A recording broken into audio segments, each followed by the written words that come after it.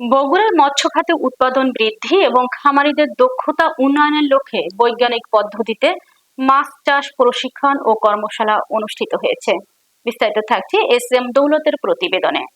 বগুড়া ব্র্যাক কার্যালয়ের অডিটোরিয়ামে এ প্রশিক্ষণ ও কর্মশালার আয়োজন করা হয়। এতে বগুড়ার বিভিন্ন উপজেলা থেকে 150 জন মৎস্য খামারি ও মৎস্য চাষী অংশগ্রহণ করেন। প্রশিক্ষণে পুকুর প্রস্তুতি, পানির গুণগত মান নিয়ন্ত্রণ, উন্নত মানের পোনা নির্বাচন ও মজুত, সুষম খাদ্য ব্যবস্থাপনা, মাছের রোগ প্রতিরোধ ও চিকিৎসা বিষয়ে আলোচনা করা হয়।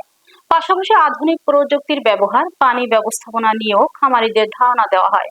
ব্র্যাকের এজিএম এ.কে.এম. রবিউল ইসলামের সভাপতিত্বে অনুষ্ঠানে প্রধান অতিথি হিসেবে উপস্থিত ছিলেন বগুড়া জেলা মৎস্য কর্মকর্তা মাসুদুল হাসান।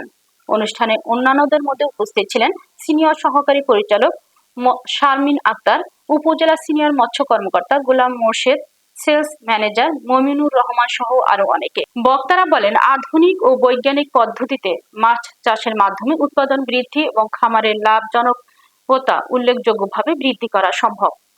এবং কৃতজ্ঞতা প্রকাশ করছি। হয়েছে না, আমরা হই নাই, দারিদ্র লাঘব হয় নাই।